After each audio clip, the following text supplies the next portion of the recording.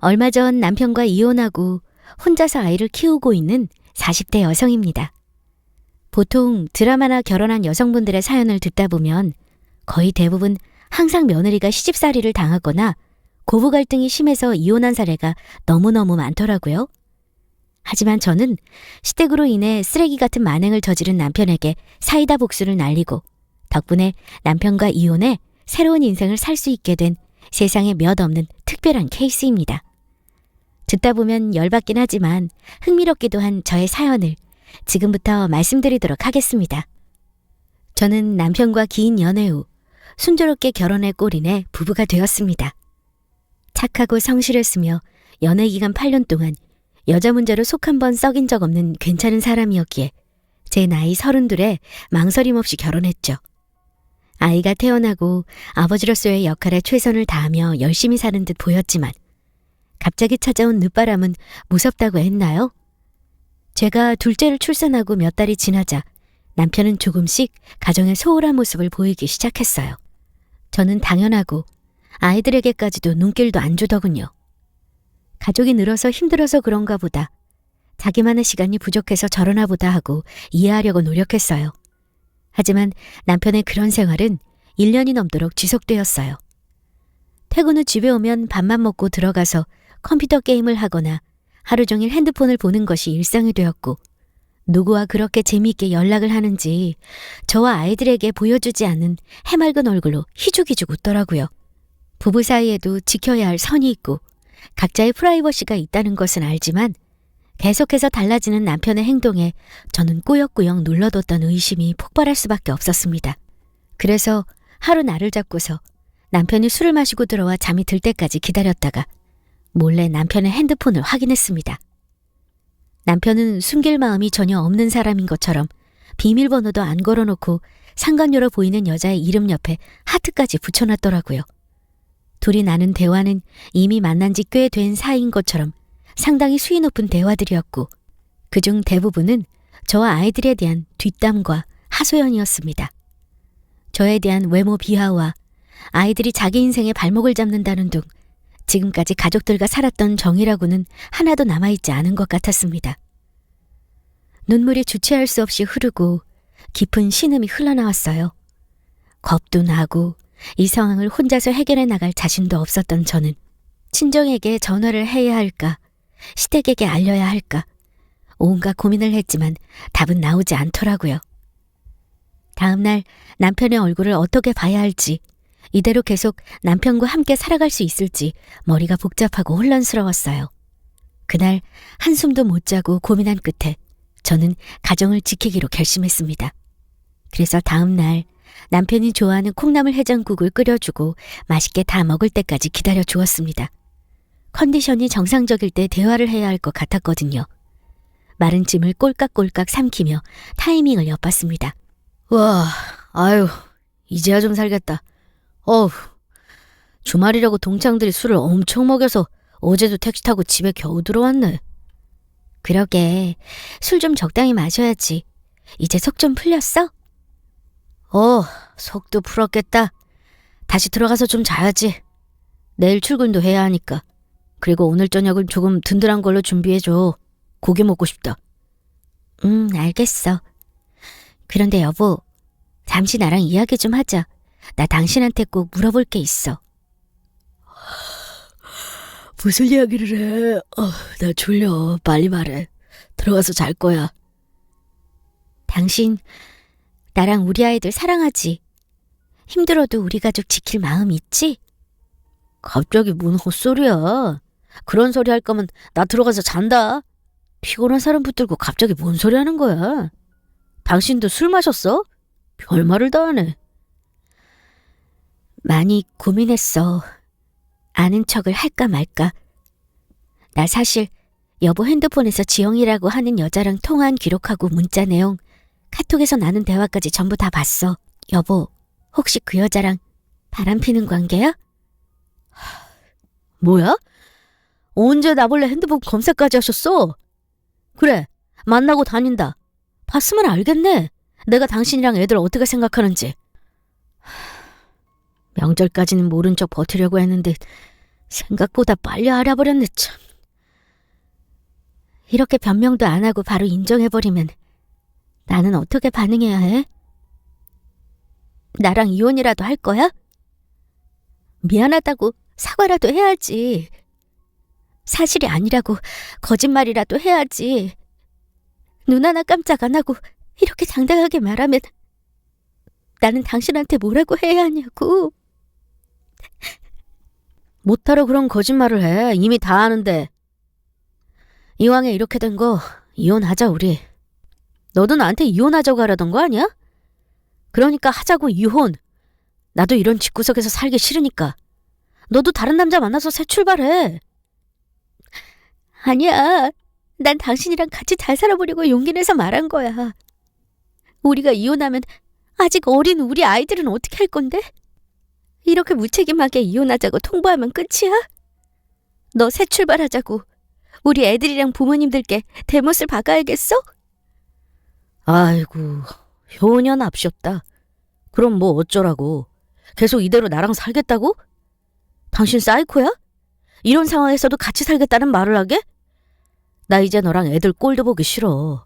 그러니까 그만하자고 제발. 양가 부모님께는 뭐라고 말씀드릴 건데?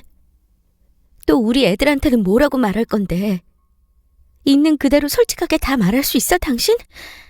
바람나서 가정 버리고 행복하게 살고 싶어서 그랬다고 몽땅 다 말할 수 있냐고. 말을 말자. 짜증난다. 남편은 제 말에 대꾸도 하지 않고 화가 난 상태로 집 밖을 나갔어요. 안방에서 아무것도 모른 채 놀고 있는 아이들의 작은 소리만이 집안을 가득 채웠고 저는 식탁에 엎드려 펑펑 울었습니다. 잘못한 건 남편이지만 오히려 제가 죄인처럼 매달리고 사정하는 꼴이 되어버려서 억울하기도 하고 무엇보다 이런 꼴을 당한 제 모습이 너무 수치스러워서 견딜 수가 없었어요. 하지만 가정을 지키기 위한 방법이 없었기에 지금이라도 다시 남편을 붙잡아 마음을 돌려보기 위해 전화를 걸려던 순간 시어머니에게서 연락이 왔습니다. 예, 현진아. 집이지? 오늘 쉬는 날인데 집에 와서 같이 저녁 먹을래? 네가 좋아하는 해물탕 끓여놨어. 저녁에 애들 데리고 다 같이 와. 알겠지? 어머니, 그게 실은 오늘은 일이 좀 있는데. 현진이 너 목소리가 왜 그러니? 어디 아파? 그래도 밥은 잘 챙겨 먹어야 빨리 낫지. 너 오기 힘들면 내가 해물탕 싸서 집으로 갖다 줄게. 아니에요, 어머니. 잠깐 저녁 먹으러 갈 시간은 있을 것 같아요. 1시간 뒤에 애들 데리고 갈게요. 감사해요, 어머니. 무리해서 올 건 없고 너 상황 봐서 와. 알겠지? 네가 건강해야 가족들도 건강하니까 네 몸을 항상 1등으로 챙겨. 그래야 너희 부모님도 속 안 상하신다. 심란한 상황 속에서 시어머니의 따뜻한 목소리를 듣자 또다시 울컥하더군요. 남편과의 일로 시부모님의 얼굴을 제대로 마주할 자신은 없었지만 이 일로 인해 제가 사랑하는 어머님과 아버님과의 좋은 관계를 망치고 싶지 않았습니다. 그래서 평소처럼 편하게 잘 대해드리기로 다짐했죠. 애들 옷을 입고 시댁 갈 준비를 다 마친 상태에서 함께 저녁을 먹으러 가기 위해 남편에게 전화를 걸었습니다. 하지만 아무리 걸어도 받지를 않았고 문자나 카톡을 읽고서도 일부러 답장을 하지 않더라고요. 그 때문에 시간이 너무 지체되어 할 수 없이 아이들만 데리고 저녁을 먹으러 갈 수밖에 없었습니다. 아이고, 우리 예쁜 현진이 왔어. 귀여운 강아지들도 왔네. 어서 들어와라. 그런데 아범은? 같이 안 왔니? 그게... 친구들이랑 볼 일이 있다고 아까 나가더라고요. 그래서 할 수 없이 저희들만 왔어요. 힘드실 텐데 뭘 또 이렇게 많이 준비하셨어요, 어머니. 우리 며느리 해물탕 엄청 좋아하잖아. 시장 가서 잔뜩 싸서 왔지.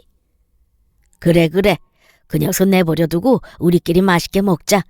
현진이 너 준다고 집사람이 하루 종일 장보고 해물 손질해서 만든 거야. 그러니까 남기지 말고 다 먹고 가야 한다. 알겠지? 네, 아버님. 맛있게 다 먹고 갈게요. 감사합니다. 너무 맛있게 생겼어요.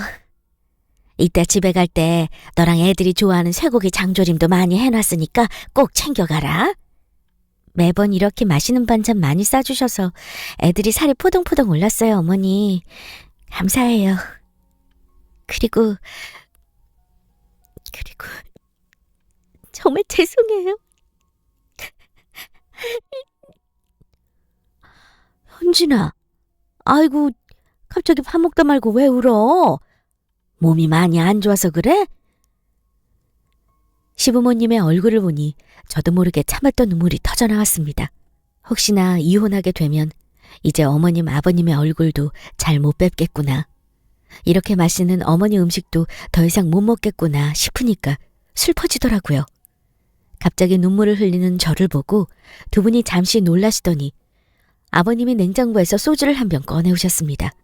그러고는 아이들을 데리고 방 안으로 들어가라는 눈짓을 어머니께 보내시더군요. 그 후 곧바로 작은 상에 밥을 따로 차려 아이들 데리고 안방으로 들어가셨어요. 현진아, 아이들 키우는 게 많이 힘들었어? 안 그래도 오늘 너 전화하는 목소리가 힘이 없길래 걱정했는데 어디 아픈 건 아닌 것 같고 마음이 힘들어 보여서 말이다. 죄송해요, 아버님. 갑자기 제가 울어서 많이 놀라셨죠? 별일은 아니고 그냥 마음이 너무 힘들었나 봐요. 아이들 키우면서 정신없이 흘러가다 보니 막상 저한테는 신경을 못 쓰고 있었더라고요. 아유, 그래. 얼마나 고생 많았냐. 솔직한 말로 우리 아들놈이 눈치 없이 너 힘들게 할 거라는 건 대충 눈치채고 있었다. 그런데도 참고서 잘 살아주는 너한테 나랑 집사람이 항상 고맙게 생각하고 있어. 자, 한 잔 받아라. 오늘은 좀 마셔도 돼. 감사합니다, 아버님. 그런데 요즘에 술 다시 드세요? 아버님 운동하시느라 술 끊으셨잖아요. 끊었지. 그런데 오늘은 우리 며느리 혼자 마시면 심심하니까 내가 같이 마셔주는 거야. 그리고 아들놈이 널 너무 힘들게 하면 나한테 말해라. 내가 아주 호되게 혼내주마. 아버님도 참. 그럼 오늘 저희 둘이 이거 딱 한 병만 나눠 마셔요? 감사해요, 아버님. 이렇게 술 친구도 해주시고 편하게 딸처럼 대해주셔서요. 별말을 다 한다. 취하지 않게 천천히 마셔. 그리고 오늘은 여기서 애들이랑 같이 자고 가라. 술 마셔서 운전하기도 좀 그렇고 내일 아침에 해장국으로 속도 좀 풀고. 알겠지? 갑자기 마주하게 된 답답한 현실에서 시아버지가 저에게 주신 술 한 잔이 너무 큰 위로가 됐어요. 물론 전 아무 말도 하지 않았지만 마치 모든 것을 털어놓은 것처럼 마음 한켠에 숨을 쉴 수 있을 만큼의 공간이 생긴 듯 조금은 후련했습니다.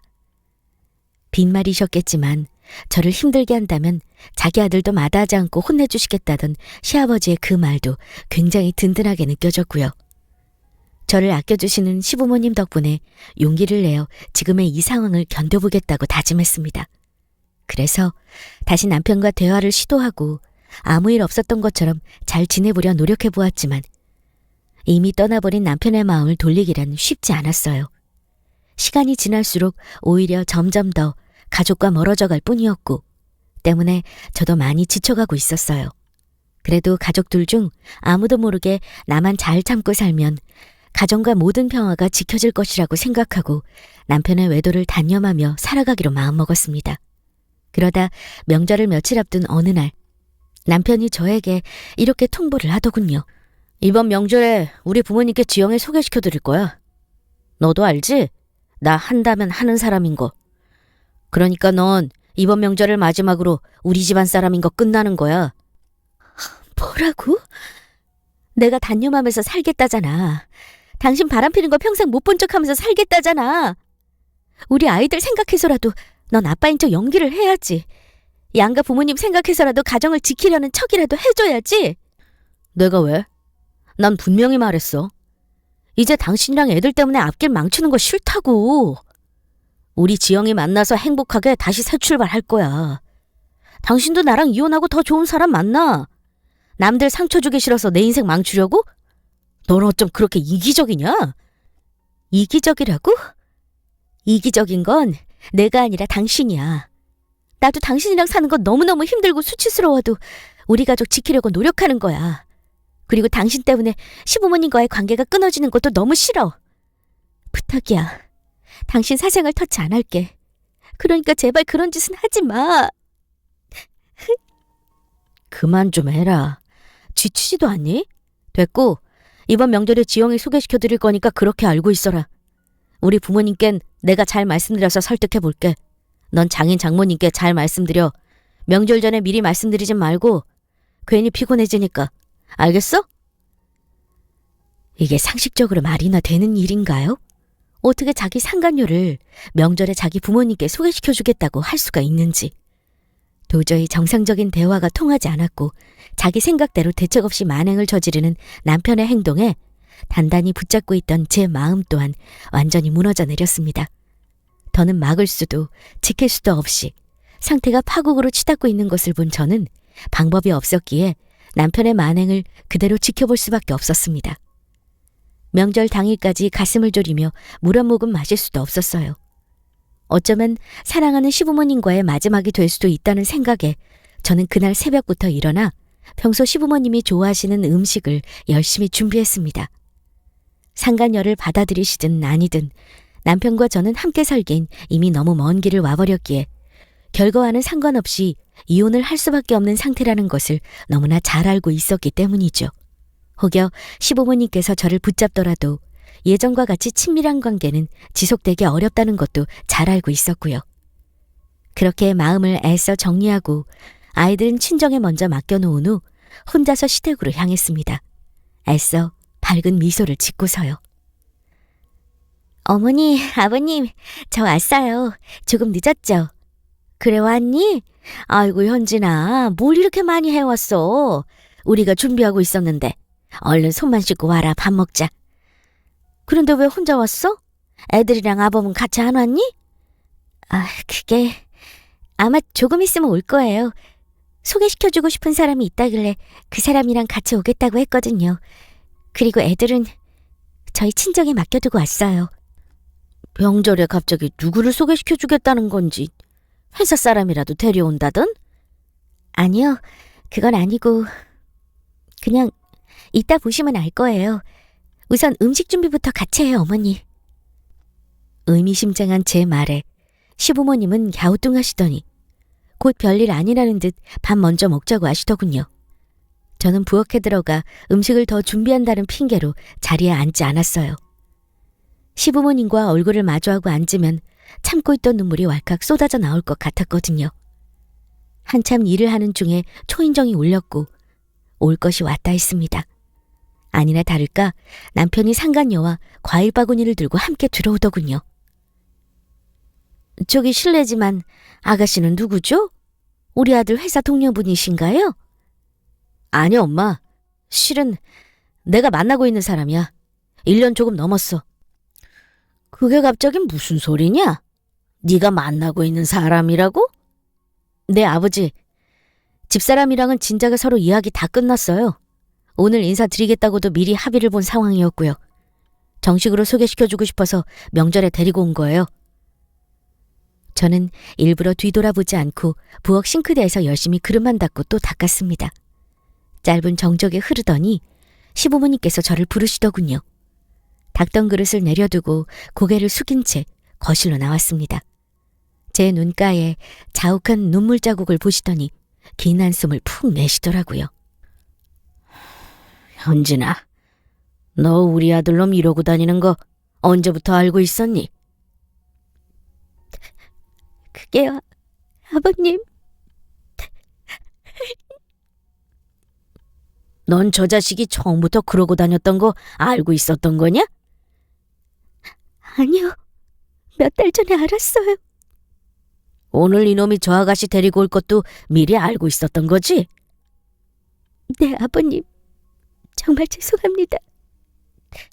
미리 말씀드릴 용기가 안 났어요. 죄송합니다. 아버님께서는 긴 한숨을 내쉬고는 아무 말씀이 없으셨습니다. 고개를 숙이시고는 두 주먹을 꽉 쥐고 계셨어요. 어머님도 마찬가지로 어이가 없다는 듯 남편과 상간녀를 번갈아 보며 제 눈치를 보고 계신 것 같았습니다. 그러다 조심스럽게 이야기를 꺼내셨어요. 현진아, 너 그럼 우리 아들이랑 어쩌려고 했었니? 그게 양가 부모님과 우리 아이들한테는 비밀로 하고 덮으려고 했어요. 제발 이혼은 하지 말자고 부탁했는데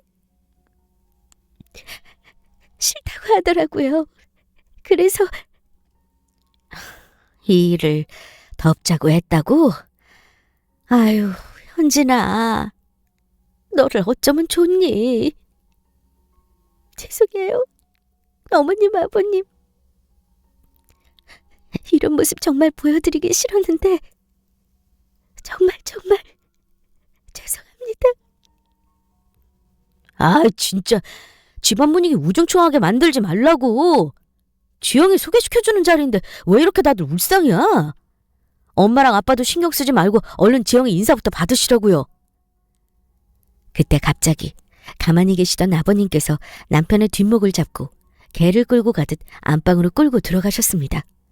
옆에 있던 저와 어머니, 상간녀도 같이 깜짝 놀랐어요. 하지만 그것도 잠시 방 안에서 엄청난 소리와 함께 남편의 비명소리가 들려왔습니다. 아버지, 잠시만 제 말 좀. 아파요, 아버지. 제발요. 네가 사람 새끼냐? 어디서 인간 쓰레기 같은 짓을 하고 다니면서 사람 가슴에 대못을 박아. 아버지, 제발 그거 내려놓으세요. 그걸로 치면 사람 죽어요. 소리만 들어도 남편의 엄청난 고통과 몸부림이 고스란히 보였어요. 평소 운동을 하시던 분이라 말라깽이 남편의 몸부림에 뒤처지실 체력이 아니셨죠. 꽤 오랜 시간 동안 비명소리와 물건이 망가지는 소리가 지속되자 저는 말리려고 들어가려 했지만 어머님은 놔두라며 제 손을 꼭 잡고 계셨고 그 사이 상간녀는 겁에 질려 도망쳐버렸습니다.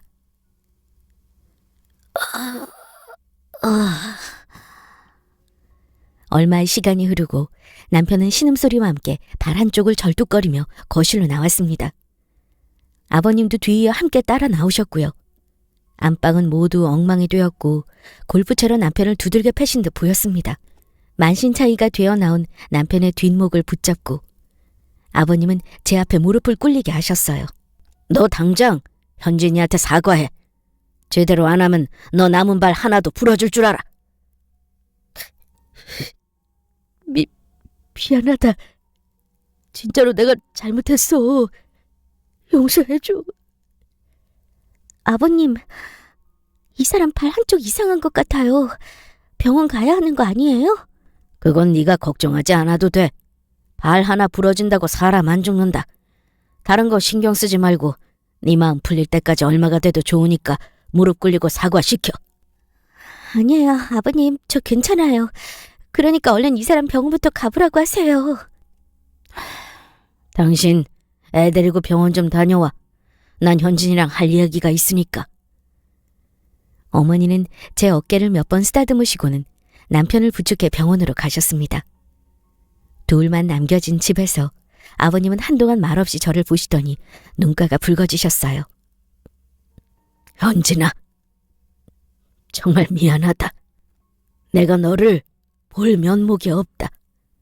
아들로 하나 잘못 키워서 네 인생을 망쳤구나.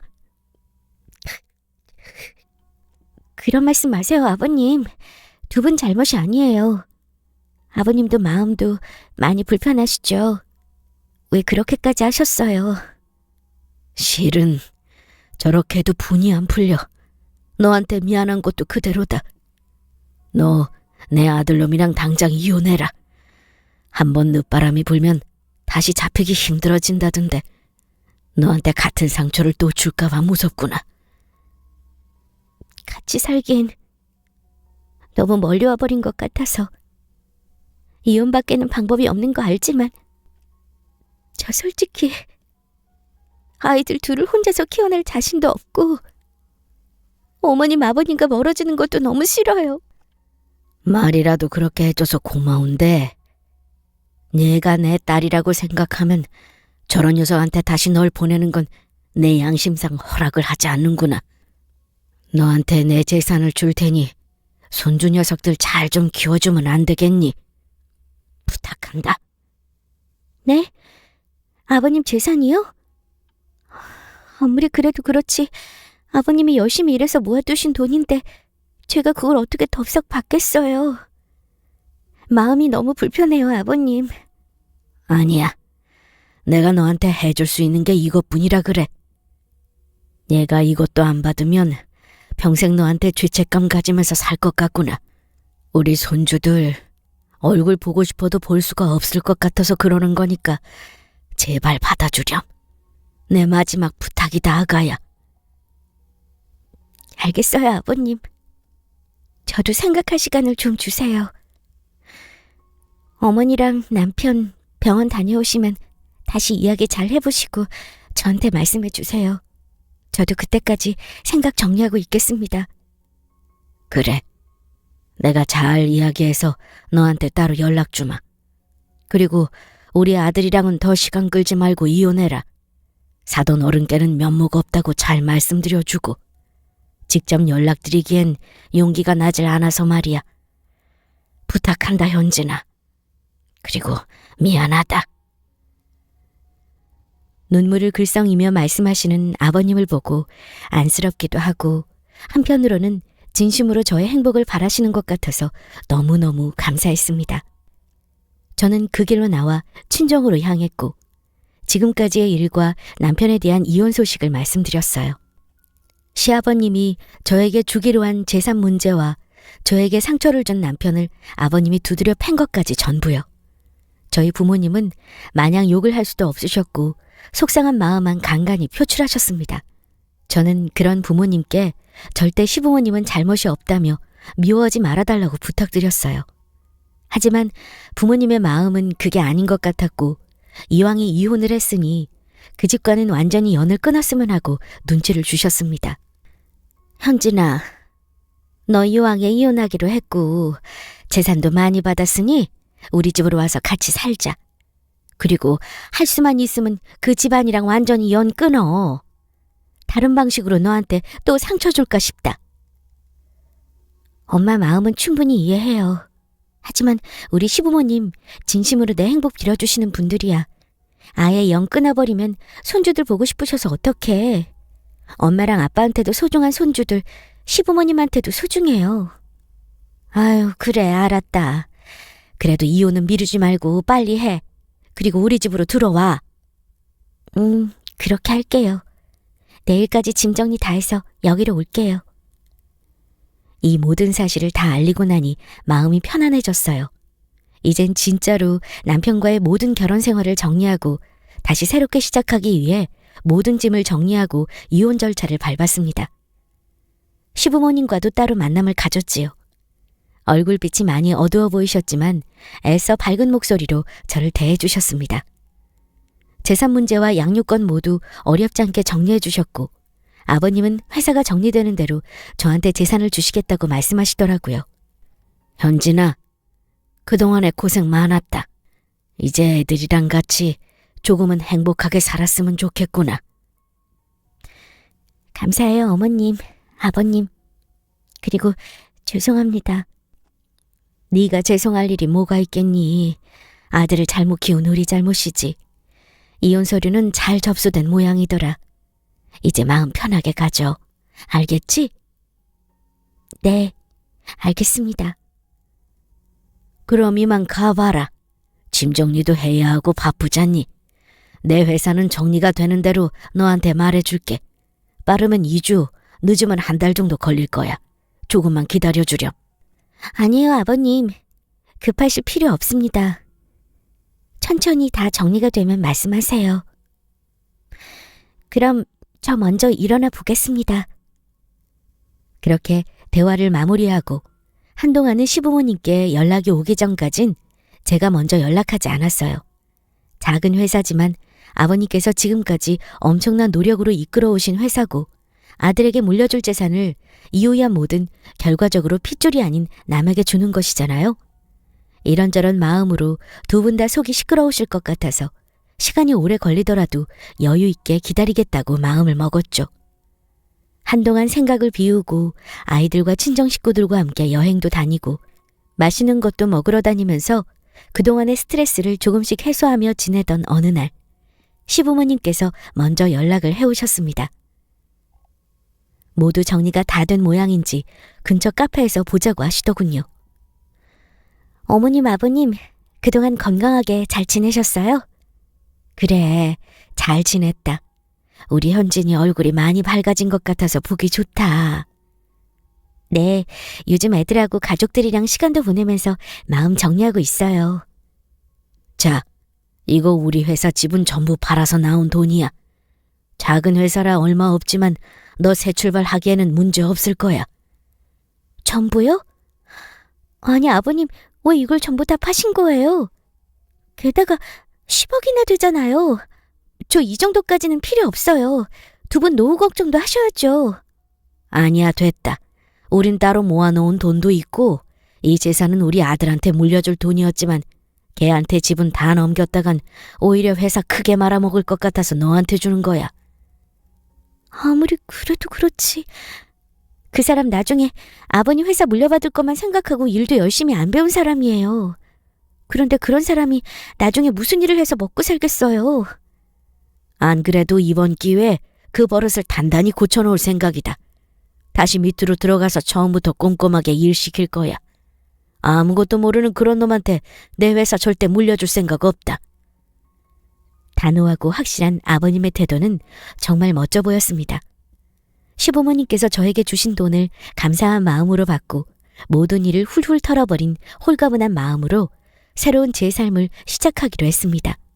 평소 요리에 관심이 많았던 저는 전문 요리학원을 꾸준히 다니며 6개월 만에 요리학원을 운영할 때 필요한 시험과 자격증을 모두 준비하였고 시부모님이 주신 돈으로 중규모의 요리학원을 운영할 수 있게 되었습니다.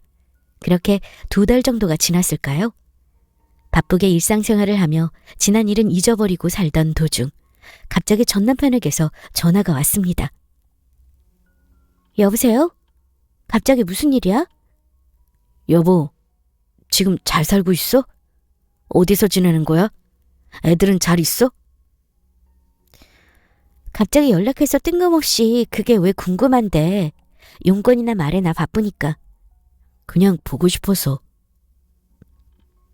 나 너무 힘들다, 현진아. 얼굴 한 번만 보여주라. 소원이야.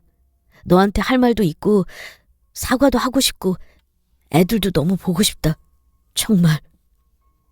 우리 이혼했고 전부 다 정리됐잖아. 왜 이러는 건데? 당신도 지금 다시 일 배우면서 바쁠 거 아니야. 이럴 시간 있어? 만나서 이야기하자고. 너한테 할 말이 많아. 제발. 알겠어. 이따 7시에 우리 동네 앞에 있는 카페로 와. 전 남편과의 마지막 인사를 나누고 깔끔하게 차단하기 위해 할 수 없이 약속 장소로 향했습니다. 깔끔하지 못한 외모에 주눅이 든 어깨. 몇 달 전 남편의 모습과는 완전히 달라져 있었어요. 말없이 앉아 지루해 죽겠다는 표정을 일부러 내비쳤습니다. 쓸데없는 말은 하지 못하도록요. 당신은 얼굴이 좋아 보이네. 많이 예뻐졌다. 애들은 잘 지내고 있어? 잘 지내고 있어. 시간 없으니까 용건만 얼른 말해. 미안해, 현진아. 너한테 상처 주고 바람 피고 애들까지 필요 없다고 말해버린 거 정말 뼈저리게 후회하고 있어. 한 번만 용서해 줄 수 없겠니? 이제 와서 용서를 하고 말고가 어디 있어. 나 이제 당신한테 받은 상처나 아픔 생각하기도 싫고 더 이상 너랑 엮이고 싶지도 않아. 그러니까 그만해. 너랑 이혼하고 나니 알겠어. 너처럼 나를 사랑하고 아껴준 사람은 세상에 없었다는 걸. 나 정말 많이 후회하고 반성하고 있어. 우리 다시 잘해보면 안 될까? 응? 내가 바다까지 가서 매달릴 땐 꼼짝도 안 하더니 이제 와서 이러는 이유가 궁금하긴 하네. 혹시 아버님이 너한테 줄 회사 지분 몽땅 팔아서 나한테 주니까 불안해서 이러는 거야? 우리 아버지 지금 제정신 아니셔. 나 완전히 버리신 것 같다고. 일 잘 못 배운다고 뭐라고 하고 나 회사에서도 잘렸단 말이야. 진짜. 회사에서 잘렸다고? 다시 일 배운다고 했잖아. 설마 네가 포기하고 나온 거니? 그러지 않고선 이렇게 빨리 잘릴 이유가 없잖아. 내가 나온 게 아니고 아버지가 날 해고시켰다고. 너 같은 자식은 회사에 쓸모없다면서 얼마 전에 해고시키더라. 직원들이 다 보는 앞에서 창피까지 주고. 그것 때문에 지영이도 나 버리고 도망갔어. 이제 나한테 남은 건 너밖에 없다. 제발 사람 하나 살리는 셈 치고 용서해 주라. 나 좀 받아주라. 사실 전 남편의 말을 듣고 많이 놀랐습니다. 아버님이 그렇게까지 하실 줄은 생각지도 못했거든요. 그래도 아들이니까 일을 못하더라도 회사에 끝까지 남겨두실 줄 알았는데 전혀 아니었어요. 그 이야기를 들으니까 안쓰럽기도 하고 불쌍해 보이더라고요. 하지만 흔들리지 않고 마음을 단단히 굳혔답니다. 이미 이혼도 했고 재산까지 모두 받아서 솔직히 저는 나름 행복한 삶을 살고 있었으니까요. 안 됐지만 난 널 받아줄 마음 없어. 그러니까 평소에 일 좀 잘 배우지 그랬어. 오죽 네가 기본도 못했으면 아버지가 널 해고시켰겠니? 보나마나 회사에서도 아들 노릇하려다 퇴짜 맞은 거겠지. 제발 정신 좀 차리고 똑바로 살아. 일도 좀 꼼꼼하게 배우려고 노력 좀 하고. 현진아, 나 너무 힘들어. 회사뿐 아니라 집에서 밥 먹는 것도 고문이야. 만날 눈치만 주시고 이젠 아버지 발소리만 들어도 겁부터나. 이러고 살다가 더 빨리 죽을 것 같아서 그래. 그러니까 제발 네가 나 한 번만 구해주라. 응? 아버님 어머님이 얼마나 좋으신 분들인데 네가 잘못한 게 많으니까 눈치가 보이고 무서운 거야. 그리고 한동안은 그렇게 살면서 벌 좀 받아. 넌 그래도 돼. 앞으로 연락하지 마라. 한 번만 더 그러면 이번엔 내가 네 다리 하나 분질러 놓을 거야. 알겠어? 연진아, 연진아, 여보 가지마. 제발 부탁이야. 이거 나. 이러면 이럴수록 당신 부모님만 더 욕보일 뿐이야. 제발 어머님 아버님 생각해서라도 정신 차리고 살아. 부끄럽지도 않아? 나 간다. 잘 살아. 구질구질하게 울며 매달리는 전 남편을 뒤로한 채 카페를 나왔습니다. 생각보다 인생이 더 망가져버린 모습을 보니 속이 마냥 시원하진 않더라고요. 그러면서 시부모님 생각이 났습니다. 인생 저렇게 불쌍하게 사는 아들을 보며 얼마나 속상해 하실까, 얼마나 마음 아파하실까 하면서요. 잘못이 없는 시부모님이 아들 때문에 같이 힘들게 된 것 같아 너무 안타까웠습니다. 그래서 전 개인적으로 자주 연락도 드리고 식사도 하면서 좋은 관계를 유지하고 있어요. 일주일에 한 번씩 손주들도 보여드리고 있고요. 예전과 다르게 불편하지 않냐고요? 물론 저도 처음 이혼 후에 얼굴을 뵙는 게 예전처럼 편하지만은 않았습니다. 거리감이 들기도 했고 전보다 괜히 멀어진 사이가 된 것 같아서 시댁에 오랜 시간 머물려 하지 않았고 선뜻 먼저 식사하자고 연락하는 것도 힘들었거든요. 하지만 그런 제 사정을 이해하신다는 듯 만날 때마다 가정사 이야기는 일체하지 않으셨고 제가 집으로 오는 날이면 전 남편은 항상 밖에 나가도록 해서 마주칠 일이 없도록 해주셨어요. 물론 제가 불편해하거나 곤란해할 질문들도 하지 않으셨죠. 그냥 저와 아이들을 보면서 즐거워하시고 손주들에게 용돈도 주시면서 보통의 가족들 대하듯 편안하게 해주셨답니다. 그래서 저희 친정 부모님도 지금은 전혀 불안해하지 않으셔요. 오히려 제 손에 선물이나 과일을 챙겨서 시부모님께 전달해드리라며 친밀감도 표하고 계십니다. 이러한 양가 부모님들의 배려 덕분에 지금은 예전과 같이 편안하고 연락도 자주 드릴 수 있는 관계로 다시 돌아갈 수 있게 되었습니다. 전 남편과의 힘든 결혼 생활을 버틸 수 있었던 것도 지금의 제가 새로운 삶을 살면서 행복을 누리게 된 것도 다 저를 딸같이 아껴주신 시부모님의 덕이 아닌가 생각하게 됩니다. 물론 서류상 공식적인 가족으로 남을 순 없게 되겠지만 제 마음속에 그리고 앞으로 살아가면서도 이 두 분은 여전히 제 두 번째 부모님이신 것은 변함이 없을 것 같습니다. 계속해서 좋은 관계를 유지하며 잘해드리려고 노력하고 있어요. 지금의 이 사연을 통해 다시 한번 정말로 감사드리고 죄송한 마음 전해드리고 싶습니다. 제 사연을 끝까지 들어주신 여러분들에게 진심으로 감사를 드립니다.